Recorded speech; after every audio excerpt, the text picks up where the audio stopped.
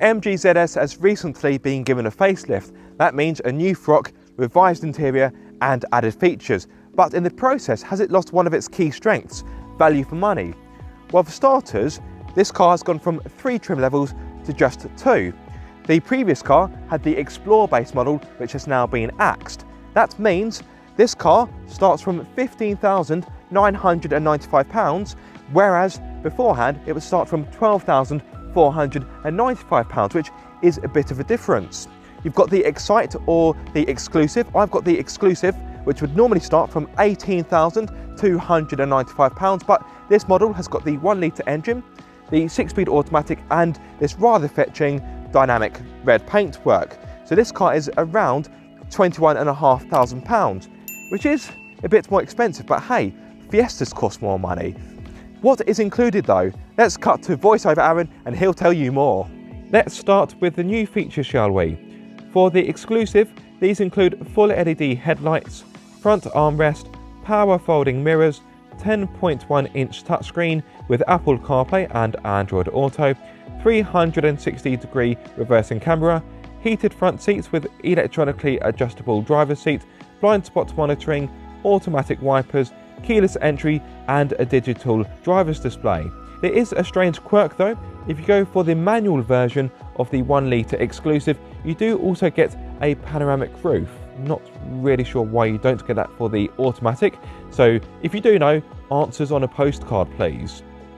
The new features add to the ones you got previously, including 17-inch alloys, Bluetooth, DAB radio, cruise control, rear parking sensors, aircon, leather style seats and navigation.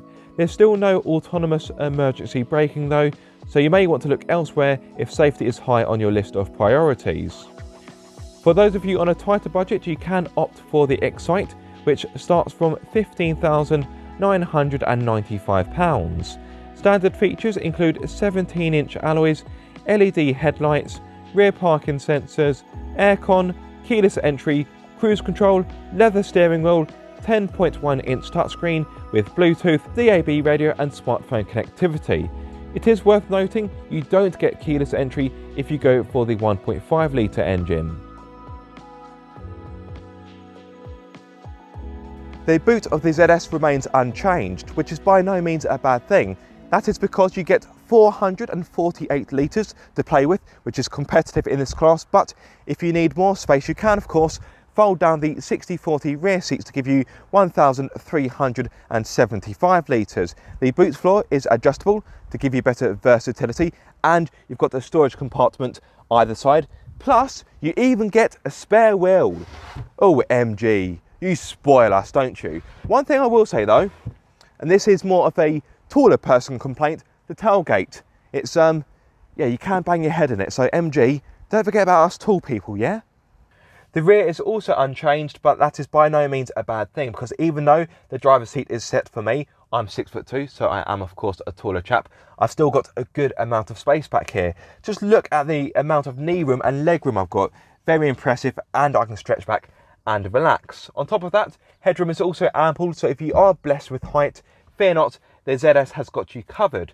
Could you fit 3 adults in the back?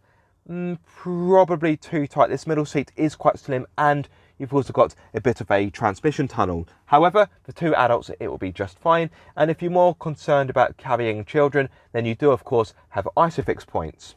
In regards to practicality, the door bins are of a good size. I can fit in a medium-sized bottle with no problems.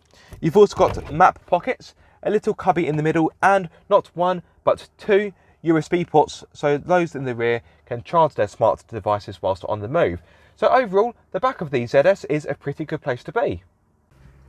The front of the ZS isn't a bad place to be, but I do want to start, if I may, with 2 complaints.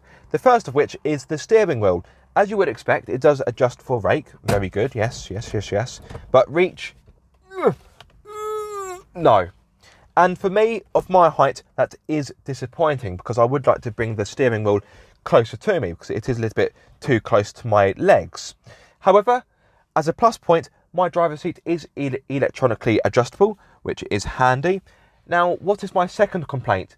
Well, it is the new armrest. The armrest has been included for the facelift, and you may think, well, what's wrong with the armrest? It's very firm, it's got no padding to it whatsoever, and on a longer journey, and I can say this from experience, it isn't the most comfortable. Also, for me, ideally, I'd want it to be a little bit higher and maybe a little bit closer to the gear lever, but that's personal preference. So as much as I'd like to thank MG for including an armrest, just next time, put some padding in it. It's almost rock hard. Anyway, there are positives to be had in the front of the ZS. Practicality, for example, the door bins are of a good size. I can fit in this medium-sized bottle with no complaints. That is 1 litre, by the way, and there's space left over. You've got a little cubby hole on the door where you can pop some smaller items such as chewing gum, for example. A tray in the middle where you can put your smartphone, although as you would expect, you don't get wireless phone charging, but you do get 2 USB ports and a 12-volt socket. 2 cup holders in the middle, which aren't the largest, and you may struggle to fit 2 coffee cups together, but that is a small complaint. You've also got a cubby where you can pop some smaller items or perhaps the key. Underneath the rather firm armrest, you do have a decent amount of storage. And last but not least, you do of course get a glove box, which isn't the largest, but still offers a decent amount of space. The last time I drove the ZS, I had the naturally aspirated 1.5 litre 4-cylinder petrol engine, which was an honest engine, but yes, it was as cutting edge as a typewriter. Thankfully, this time I've got the turbocharged 3-cylinder 1 litre petrol, which can either be mated to a 6-speed manual or, in this case, a 6-speed automatic. Now, I'm sure many of you are not too concerned about performance stats, but I will just quickly give them to you. So this produces 111 horsepower along with a mind-bending 160 newton meters of torque. Yes, this hasn't really got much pulling power. In regard to 0 to 62 times, again, I know it's not the most relevant, but I will quickly cover them. So this will take a rather leisurely 12.1 seconds to hit 62 miles per hour, and the top speed is 112 miles per hour. So yes, this is not a fast car, but it doesn't need to be. It's a practical family SUV. Now let's talk about the way how this car actually drives. This isn't an offensive car to drive, but at the same time, it is behind other cars in its class. It's not a bad car to drive, but at the same time, it's not one that fills me with pleasure. For starters, I've got the same complaints as I had with the previous car, i.e. the unsettled ride, which is fidgety all of the time. There we go. It's not outright uncomfortable, but the ride is a distraction and a little bit of an annoyance. Thankfully, these seats are comfortable, but I do find on a longer journey, you could do with a lumbar support, in my opinion. The brakes aren't the greatest either. The steering feedback is vague at best, and the steering feel, it's got this weird elasticity to it. It almost feels like it wants to self-center itself a bit too quickly for my liking. But I know this is a cheap car. It's not been built for pure driving pleasure. If you want something like that, go and buy a sports car. This has been designed for family use on a budget. But of course, I am here to also speak about the driving dynamics, which this isn't particularly good. The 1 litre engine is good enough. It's got enough poke to get the ZS out of its own way. But yeah, it's not exactly an EcoBoost engine. Thankfully, it is more responsive than the 1.5 litre NA engine, which, yes, does feel a little bit gutless. The 6-speed automatic it's okay. It works well enough. The changes are relatively smooth. You don't notice them too much. However, when you're driving at speed, the gearbox does get a bit indecisive about which gear it wants. It will change down. Oh no, hang on, no, I'll change up. No, change down. No, change up. Just stick to one gear, please. However, you can have a 6-speed manual instead. Although, if you go for the Excite trim level, you can only have this engine with the 6-speed auto. So bear that in mind.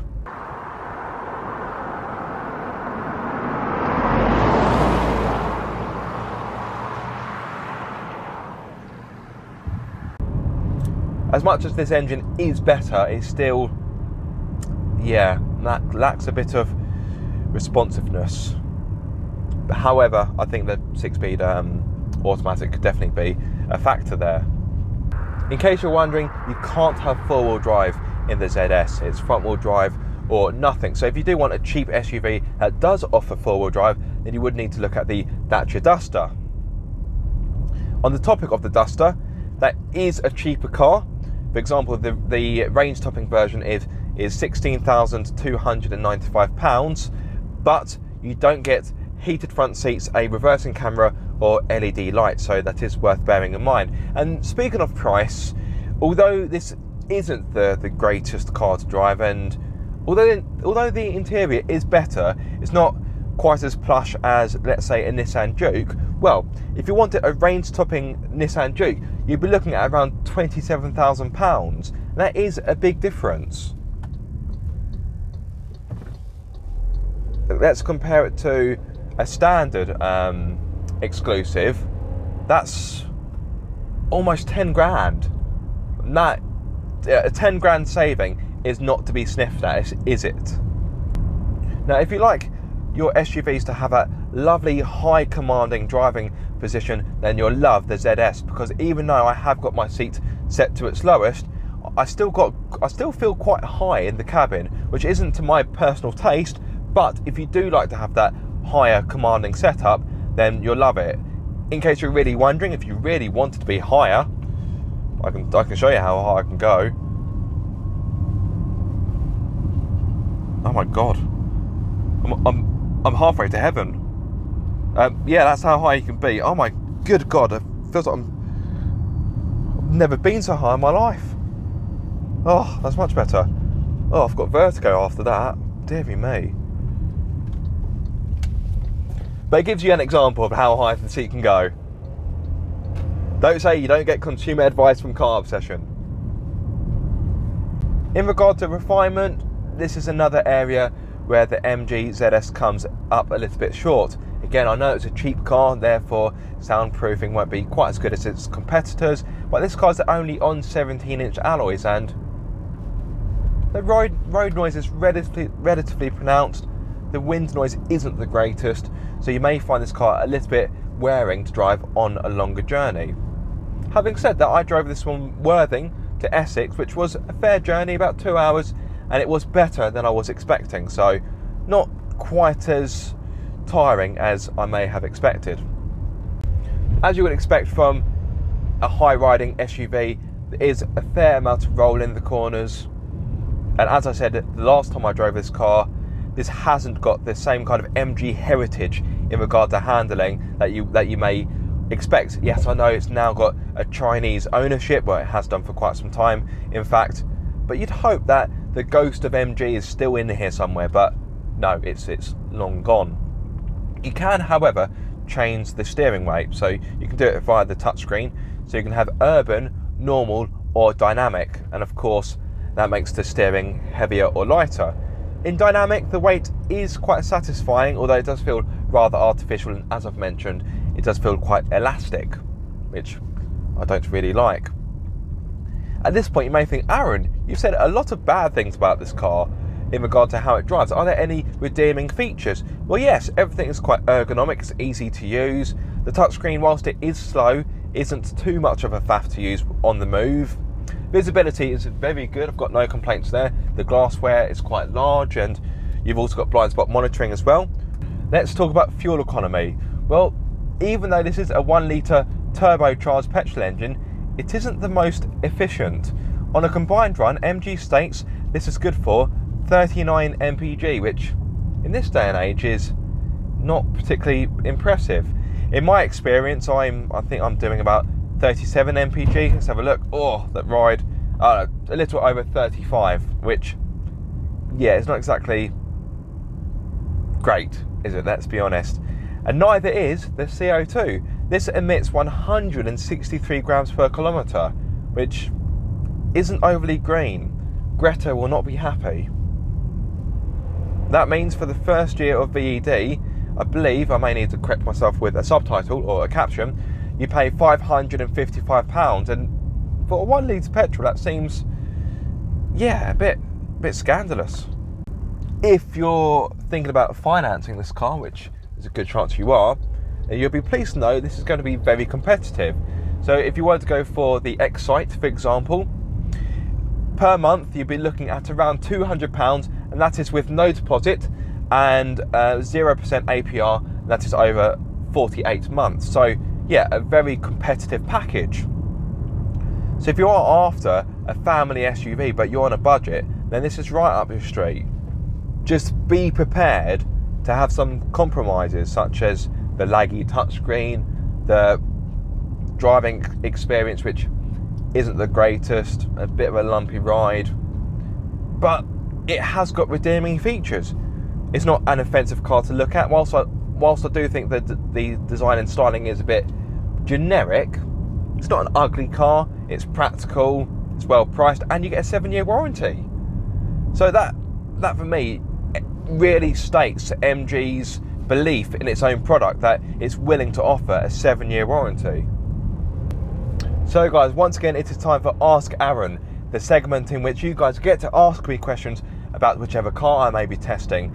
This time around the questions are a bit slim. I've only got 2, but on the plus side this won't take very long. So I will cut to a voiceover to go through the questions, and then I'll come back here to give you the answers. YouTube user Aroused Eunuch asks, is it fun to drive in any way, shape or form? No. Sorry MG, but no. YouTube user John Scott asks, what in your view is the biggest improvement on the previous model? Good question. Biggest improvement? Well, the interior is nicer. You get more features, but to pick out one single improvement, oh actually I really like the digital dash. There we are. Hope I answered your question. Thanks for the question. If you liked the pre-facelift ZS, then I think you'll be very happy with the changes that MG has made for the revised version. Yes, okay, it still isn't the greatest car to drive, and compared to its rivals it does still lack some refinement and quality, but it's really difficult to argue with such a competitively priced package. Don't forget, you also get a 7-year warranty as well for added reassurance. Yes, the MG isn't the greatest car to drive, but it's pretty good to look at, it's practical and it's well kitted out. So the driver in you may not like the car, but your wallet and your bank balance certainly will. Thank you so much for watching this video. I do hope you have enjoyed it. If so, be sure to like, comment and subscribe. If you are subscribed, don't forget to click the bell icon so you get notified every time I make a video. But until the next time guys, be sure to keep up the car obsession.